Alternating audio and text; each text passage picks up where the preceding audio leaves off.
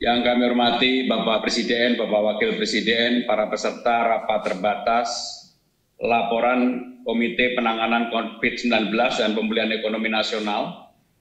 Kami laporkan bahwa Presiden rapat terbatas ini terbuka, diikuti oleh teman-teman media dari kantor Presiden. Kita akan memulai acara yang pertama dengan arahan Bapak Presiden. Kepada Bapak Presiden, dipersilakan. Bismillahirrahmanirrahim. Assalamualaikum warahmatullahi wabarakatuh. Pagi hari ini yang berkaitan dengan COVID dan ekonomi, saya ingin menyampaikan beberapa hal. Yang pertama mengenai data yang saya terima, ini pada 11 Oktober, rata-rata kasus aktif COVID di Indonesia ini 19,97%, saya kira bagus, karena ini lebih rendah dari rata-rata COVID. Kasus aktif COVID dunia yang mencapai 22,1%. Kita lebih baik. Dan juga lebih baik dari rata-rata kasus aktif kalau kita lihat di 27 September 2020 yang lalu yang mencapai 22,46. Jadi penurunannya kelihatan sekali. Dari 22,46 menjadi 19,97. Yang kedua juga rata-rata kesembuhan. Ini per 11 Oktober mencapai 76,48%.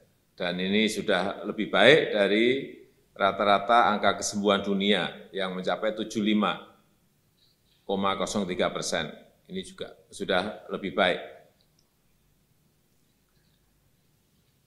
Karena itu, angka rata-rata kesembuhan harus terus diperbaiki, terus ditingkatkan dengan meningkatkan standar pengobatan baik di rumah sakit, di ruang ICU, maupun di tempat isolasi.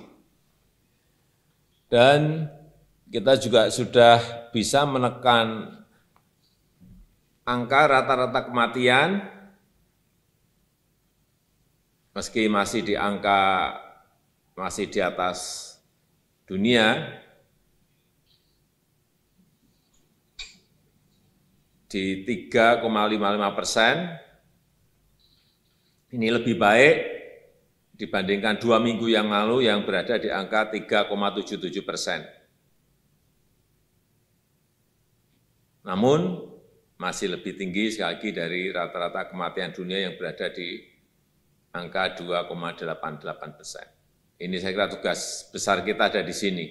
Bagaimana angka rata-rata kematian ini bisa ditekan terus.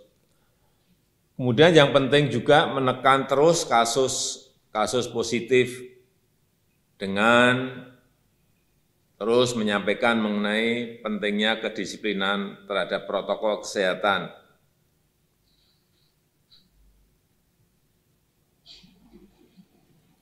Saya mencatat dari angka-angka yang ada, Provinsi Jawa Timur, Provinsi Sulawesi Selatan menunjukkan perbaikan dalam pengendalian pandemi COVID. Saya kira ini bisa dijadikan contoh provinsi-provinsi yang lain.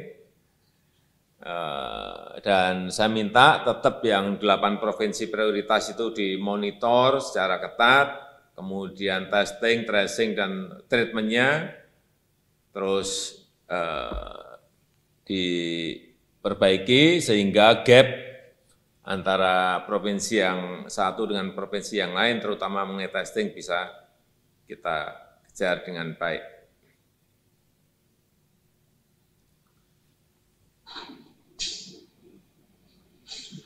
Saya juga minta ini 2 minggu ke depan ini diprioritaskan untuk 12 kabupaten kota yang memiliki kasus aktif lebih dari 1.000 yang menyumbang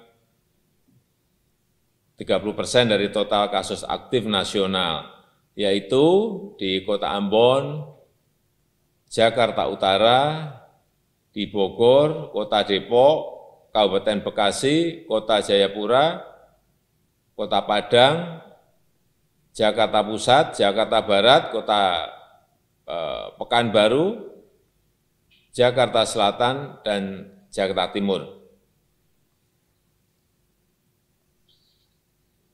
Yang kelima, untuk roadmap pemberian vaksin minggu ini saya minta secara khusus dipaparkan sehingga jelas apa yang akan kita lakukan. Kemudian untuk proses pemulihan ekonomi sampai dengan 7 Oktober saya mencatat realisasi anggaran, ini khusus realisasi anggaran untuk klaster bantuan sosial ini sudah mencapai 66%, klaster UMKM mencapai 76%, dan untuk klaster tambahan subsidi energi sudah sampai pada angka 94%. Ya, saya rasa itu yang bisa saya sampaikan sebagai pengantar. Terima kasih.